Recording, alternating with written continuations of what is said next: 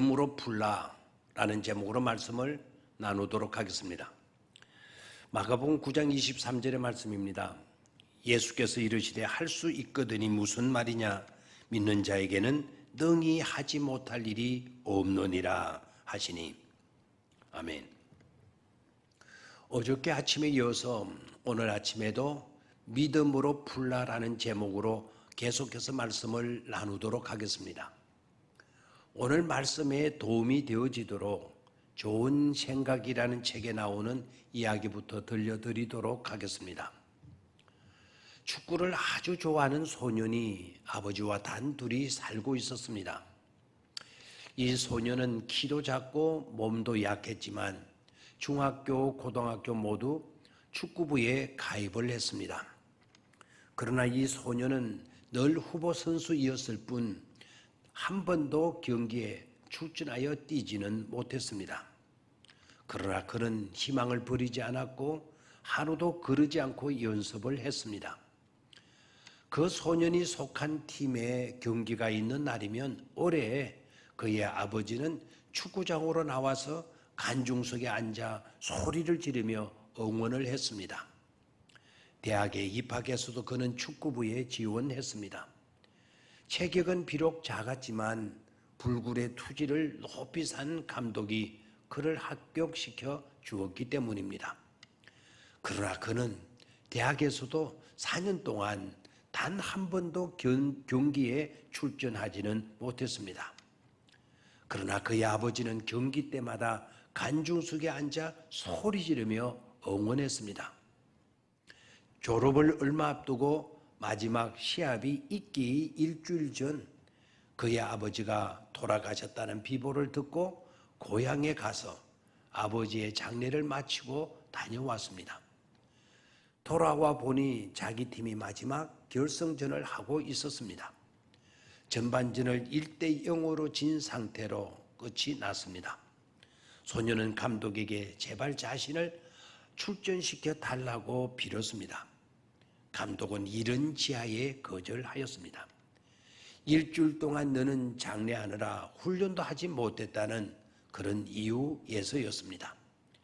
그러나 단 한 번도 운동장에서 뛰어보지 못하고 졸업할 수는 없다고 사정을 했습니다.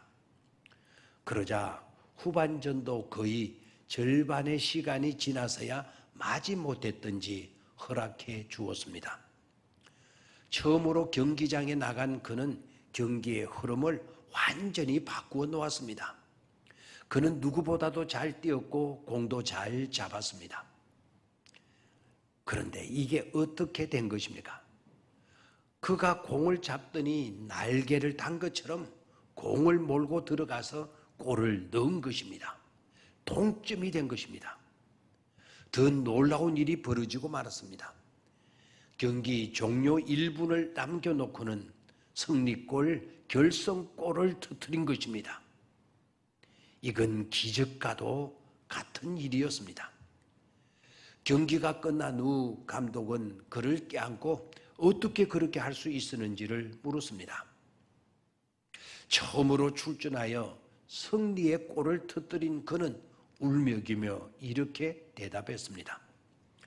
우리 아버지는 장님이셨습니다. 아버지는 빠짐없이 경기를 보러 오셨지만 내가 뛰지 않는다는 것을 모르셨습니다. 그러나 며칠 전 돌아가셨기 때문에 하늘에서 제가 경기하는 모습을 처음으로 보셨을 것입니다. 라고 울먹이며 말했습니다. 이 이야기를 읽으면서 두 가지 깊은 생각에 잠겼습니다.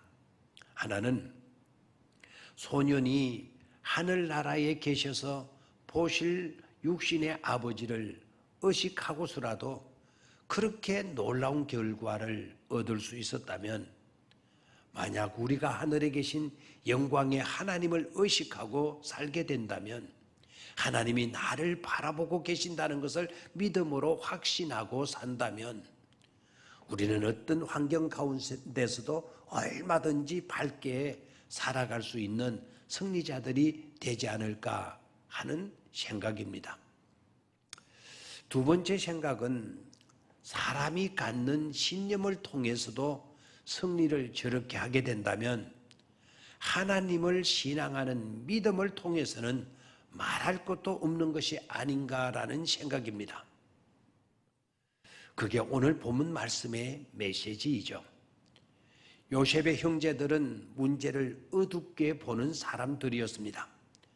누군가가 자기들보다 뛰어나고 잘 되면 시기하면서 견디지 못하는 것입니다. 그래서 동생을 인신매매로 처분하고 말지 않습니까? 그러나 요셉은 문제를 밝게 보는 사람이었습니다. 꿈꾸는 사람이었습니다. 그는 어떤 상황에서도 평온과 기쁨을 잃지 않았습니다. 하나님이 자신과 함께하고 계심을 확신했던 것이죠. 그는 곧 믿음의 사람이었습니다. 사실 이것이 그가 총리가 된 것보다도 훨씬 더 중요한 것이었습니다. 존 맥스웰 박사는 항상 문제를 어둡게 보는 자는 슬픈 자가 되고 와이너가 되고 문제를 밝게 보는 자는 승리자, 위너가 된다라고 지적을 했습니다. 요셉은 그 어디에서도 어두운 요소가 보이지 않습니다. 어둠이 아니라 오히려 밝음인 것을 알 수 있습니다. 자기를 지켜 바라보고 계시는 하나님을 의지하고 살았기 때문입니다. 재활 의학의 아버지 하워드 러스크 박사는 재활에 대해 이렇게 멋진 정의를 내렸습니다. 재활이란 장애로 인해 잃어버린 능력을 되찾으려는 것이 아니다. 남아있는 능력이 무엇인가를 찾아내어서 개발하는 과정이다 라고 했습니다. 그렇습니다. 내가 잃어버린 것만을 생각하면 그 아까움으로 인해서 어둠을 떨쳐버릴 수 없습니다. 그래서 쉽게 낙심하게 되는 것입니다. 그러나 나에게 남아있는 것이 무엇인가를 생각하는 사람은 결코 포기하거나 체념하지 않습니다. 우리는 잃은 것을 생각할 것이 아니라 남은 것을 생각할 줄 아는 마음의 여유가 필요합니다. 즉 우리는 없는 것을 생각하기보다는 있는 것을 생각하는 기술을 터득해 가야 합니다. 이게 중요합니다. 오병이어의 기적에서도 제자들이 우리에게 있는 것을 보았기 때문에 기적으로 나아갈 수가 있었습니다. 우리는 항상 함께하거나 항상 있을 때에는 항상 있는 그 소중함을 잊어버리기가 쉽습니다. 그러다가 그것이 떠나가거나 사라지고 없어진 후에야 그것의 가치를 깨닫고는 후회하는 약점이 우리들에게 있습니다. 힘들고 어려운 일들을 만났을 때 아직도 내게 남아있는 것들을 생각하고 일어설 수 있기를 바랍니다. 모든 것이 사라져 버렸다고 해도 믿음 하나만큼은 남아있어야 하고 분명히 남아있을 터인데 그 믿음으로 반드시 승리할 수 있기를 바랍니다. 그 믿음으로 그 모든 것을 풀어나갈 수 있기를 바랍니다. 예수님은 천국에 들어가기란 세상의 모든 것을 가지고도 어렵다고 하셨습니다. 낙타가 바늘 구멍으로 들어가는 것보다도 말입니다.